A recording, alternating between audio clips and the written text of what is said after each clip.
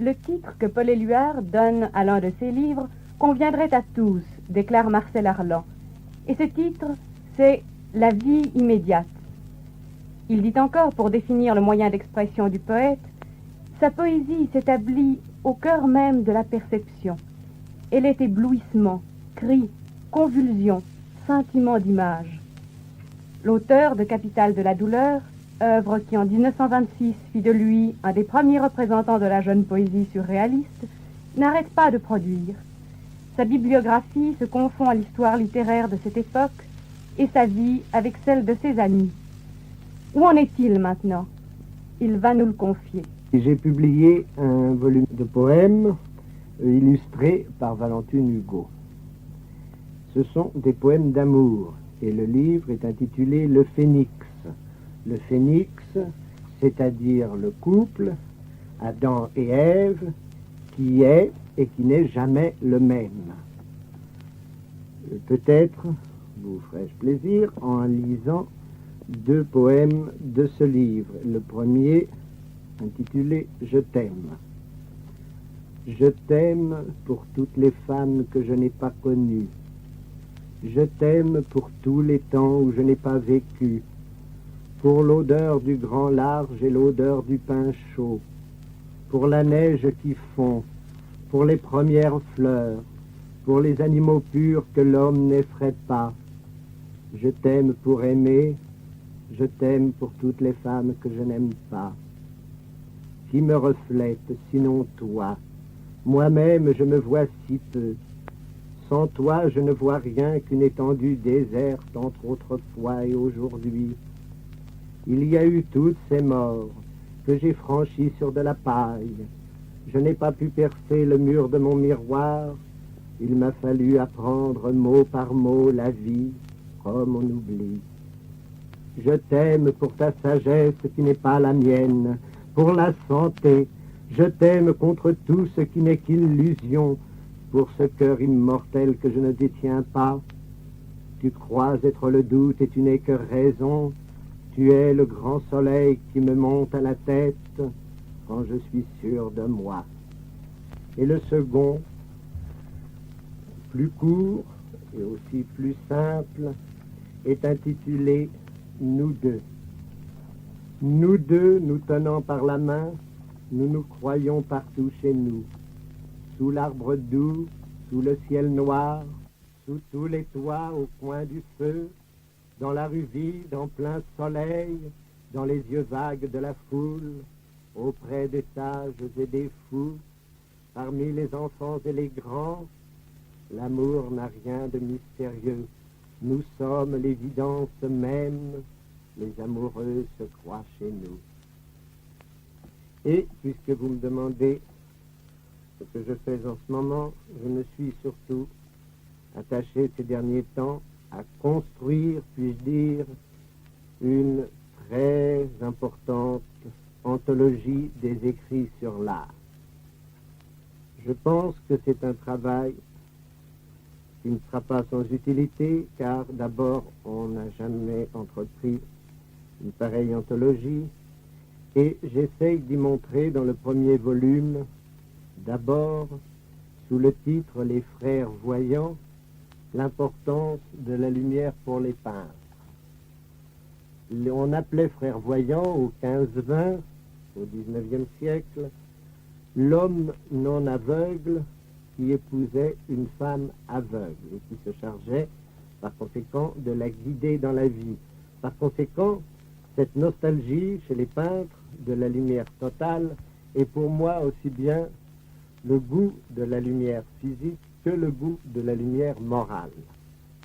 Et votre anthologie va d'une période à une autre, ou bien est-ce que c'est un examen général de l'art? Eh bien, elle commence aux premiers écrits, si l'on peut dire, sur l'art, qui sont généralement plus vagues que par la suite, mais par les premiers écrits de l'Antiquité, de Platon, de Pline, puis d'Horace, jusqu'à aujourd'hui, c'est-à-dire jusqu'au début du 19e siècle, parce que je n'ai pas voulu m'engager dans les débats tout à fait actuels et que je considère que pour faire une anthologie, il faut au moins avoir un certain recul.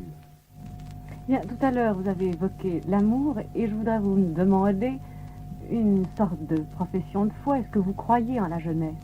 Je crois peut-être entièrement en la jeunesse et seulement en la jeunesse parce que je crois que l'homme qui vieillit s'occupe surtout non pas de la perpétuer, mais de se construire une vie qui soit une perpétuelle jeunesse, c'est-à-dire une jeunesse sur des plans différents.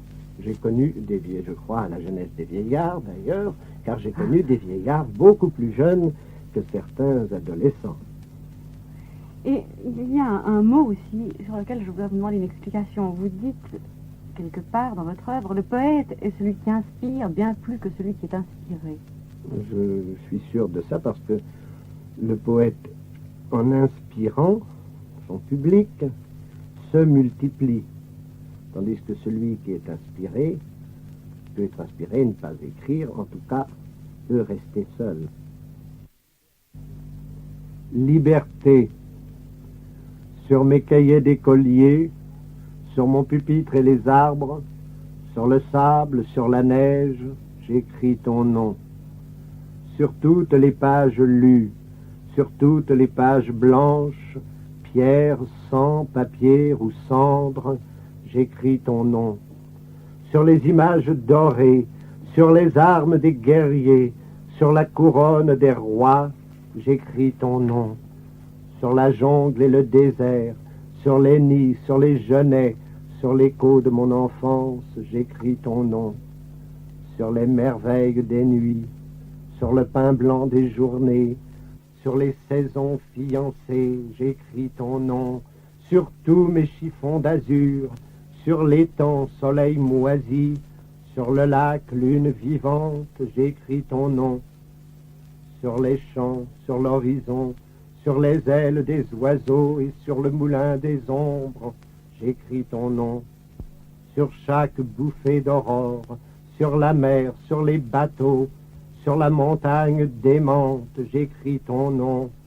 Sur la mousse des nuages, sur les sueurs de l'orage, sur la pluie épaisse et fade, j'écris ton nom.